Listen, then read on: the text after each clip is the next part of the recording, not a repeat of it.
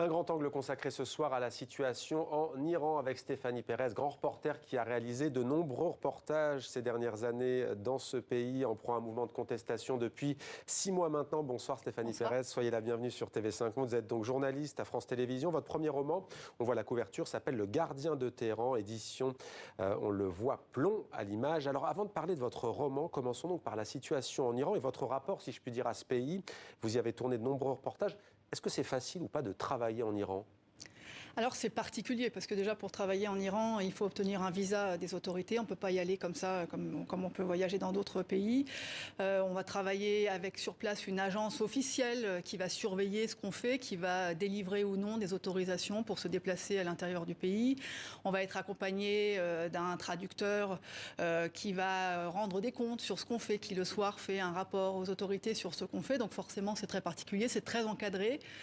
Néanmoins, on arrive quand même, moi sur tous les reportages que j'ai pu faire, on a réussi à travailler plutôt bien. Les Iraniens sont très demandeurs, ils ont très envie de parler, ils ont très envie qu'on comprenne leur culture, qu'on comprenne leur pays. Donc le dialogue avec la population est souvent plutôt facile, plutôt très agréable même.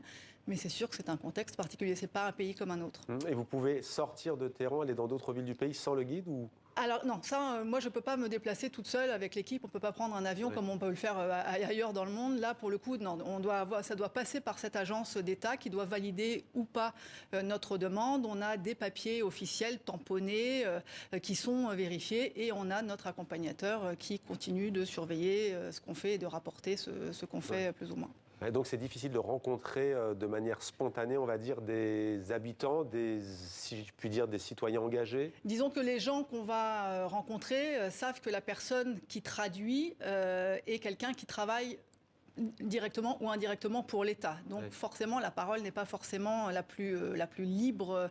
Après, quand on peut parfois, il y a pas mal d'Iraniens qui peuvent parler anglais, donc ça va être un peu plus facile pour nous là de nouer des contacts de ce type. Mais c'est sûr que, en plus, nous, on travaille pour la télévision, donc on a un matériel assez lourd, on est très visible, on n'est pas très discret.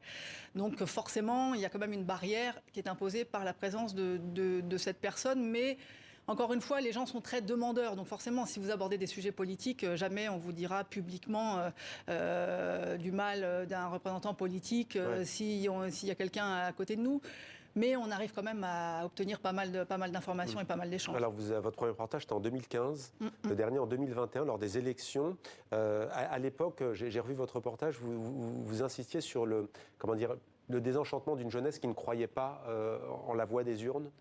Oui, parce qu'en 2021, nous, on y est allé la dernière fois pour l'élection du président actuel, président Raïssi, qui est un ultra-conservateur et qui a succédé à celui qu'on présentait comme un réformateur, le président Rouhani. Les jeunes avaient beaucoup d'espoir en lui. Ils pensaient que sociétalement, il ferait avancer la question des femmes, toutes les questions de société qui sont des vrais problèmes pour les jeunes aujourd'hui. Et finalement, rien n'a bougé, rien n'a changé.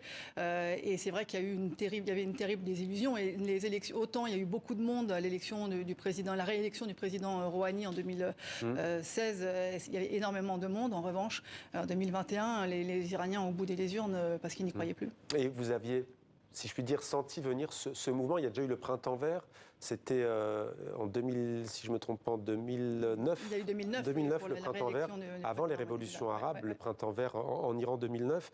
Est-ce que vous avez senti venir ce mouvement né il y a 6 mois ? D'ailleurs, il y a 6 mois tout juste, Mahsa Amini, la jeune kurde iranienne, était arrêtée par la police des mœurs. 3 jours après, le 16, elle décède aux mains de cette même police. On connaît la suite. Vous aviez vu venir ? Nous, ce qu'on avait senti chez les jeunes, c'est qu'effectivement, il y avait véritablement un vrai ras-le-bol, une désillusion énorme envers les institutions et surtout le désir de vivre comme tous les autres jeunes du reste du monde, notamment chez les femmes. En 2021, on a pu rencontrer et discuter avec des filles qui se promenaient souvent sans voile et les cheveux colorés pour qu'on les observe. Donc forcément, quand vous savez que toutes les femmes sont voilées, quand vous apercevez une femme qui a les cheveux roses, vous arrêtez, vous allez la voir, vous essayez de discuter avec elle. Et là, déjà, c'était des premiers gestes de rébellion, mais c'était des gestes isolés. Mais on sentait qu'il y avait cette colère qui montait. Et moi, je n'ai pas été surprise du tout par l'éclosion de cette révolte au mois de septembre. En revanche, la suite, c'est inscrit en pointillé, c'est compliqué. Il y a une répression terrible, on parle de centaines de morts, des peines de mort aussi. Des peines de mort, des exécutions, ce qui fait que c'est pour ça qu'en ce moment, c'est vrai que les manifestations se sont taries, mais c'est pas que parce que la colère est moins visible qu'elle n'existe plus. Moi, j'ai véritablement le sentiment qu'il y a un bouchon qui a sauté, un verrou qui a sauté, et que quelque part, il y a quand même des acquis. Les femmes à Téhéran, maintenant, vous vous promenez dans Téhéran, il y a un tiers à peu près d'entre elles qui n'ont plus le voile. Et moi, je ne les vois pas revenir en arrière et remettre ce voile qu'elles ne veulent pas porter. Les femmes, en fait, vraiment le fondement de ce mouvement, le point de départ, c'est qu'elles veulent avoir le droit de choisir. Et ça, maintenant qu'elles ont commencé à le dire et qu'elles ont commencé à être entendues dans le monde entier, elles ne vont pas revenir en arrière. Et justement, Stéphanie Pérez, juste une question, parce qu'il y a l'ambassadrice de Suisse en Iran qui a été vue en train de porter le voile. Ça a fait une vraie polémique en Suisse. Est-ce que vous, journaliste, grand reporter, si vous obtenez un visa prochainement pour France Télévisions, est-ce que, je vous vois sourire, est-ce que vous le porteriez? C'est une vraie question qui se pose désormais. C'est une vraie question, parce que c'est vrai que théoriquement, la loi est telle que même moi, journaliste étrangère, je dois le porter. Ouais. Donc c'est vrai que jusqu'à présent, je l'ai porté. En hiver, je mets un bonnet. Comme ça, je respecte la loi, je couvre mes cheveux, mais je mets un bonnet. Et je me suis posé la question, je me suis dit la prochaine fois, qu'est-ce que je vais faire?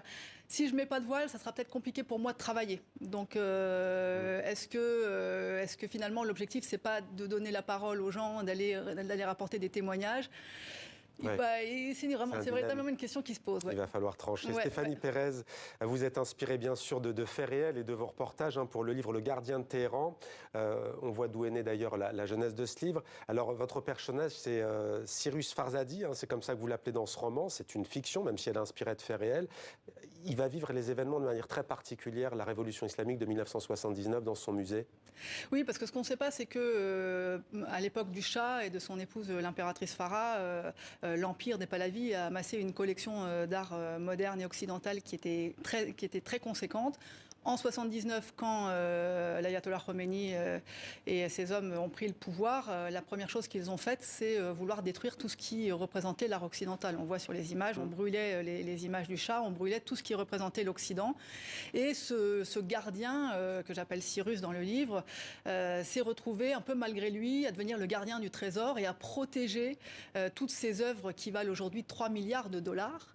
Quelles œuvres d'ailleurs? Il y a Andy Warhol, Picasso. Alors, il y a du Warhol, Monet, des Picasso, Liechtenstein, Pollock, il y a du Renoir, du Pissarro. Il y a 350 tableaux que les collectionneurs du monde entier aimeraient bien avoir chez eux ou dans leur musée. Il les a sauvés? Est-ce que j'ai le droit de dire la fin du roman? Oui. Les œuvres, elles sont toujours. Enfin, on se doute qu'il a joué un rôle quand même. Les œuvres sont toujours dans la réserve du musée. Moi, j'ai eu la chance de les voir et on a fait 2 reportages parce que de temps en temps, il y a des expositions. On le voit à l'écran.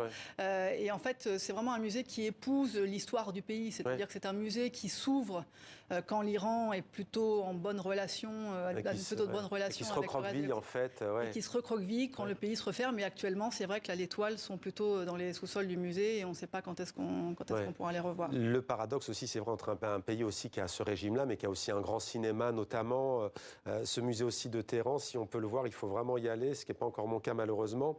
Le pouvoir islamique n'a pas détruit toutes ces œuvres. On laisse tout de même aux lecteurs et aux lectrices de lire votre roman. Comment vous avez porté cette histoire à l'écrit? Qu'est-ce que ça change entre un reportage, un grand reportage, et la fiction? C'est la première fois que vous vous frottez à ce genre, finalement. Au départ, pour tout vous dire, je voulais en faire... cette histoire me fascine depuis le départ, parce que je trouve que c'est... Vous l'avez rencontré, je l'ai interviewé, j'ai vu cet homme pleurer en parlant de ses tableaux, j'ai vu cet homme qui, alors que son pays plongeait dans l'obscurantisme, son pays se plongeait dans le noir, lui s'éveillait à la lumière, à la culture, à l'art. C'est un monsieur qui n'avait pas de diplôme et qui a trouvé quelque part un peu le chemin de sa liberté dans l'art. Donc j'ai été fascinée par ce personnage. Au départ, j'ai voulu faire un document plus journalistique, un livre vraiment factuel. Je me suis heurtée à quelques difficultés parce que c'est une période, les Pahlavis, qui est assez difficile d'aborder en Iran. La mémoire des personnages est un peu floue aujourd'hui. Et lui, m'a livré certaines informations, mais n'a pas tout voulu me dire, donc pour avoir plus de liberté dans le récit et puis pour pouvoir retracer cette période d'avant-révolution, pendant-révolution et après. Quelque part, le roman me permettait d'avoir plus de liberté et aujourd'hui, quelque part, on peut comprendre aussi les événements qui se passent à la lumière de cette révolution de 1979. C'est véritablement le point de départ de tout ce qui se passe aujourd'hui. Et les 44 ans, c'est donc cette année. Merci beaucoup Stéphanie Pérez d'être venue sur notre plateau. Le Gardien de Téhéran, c'est aux éditions Plomb. Merci à vous. Merci.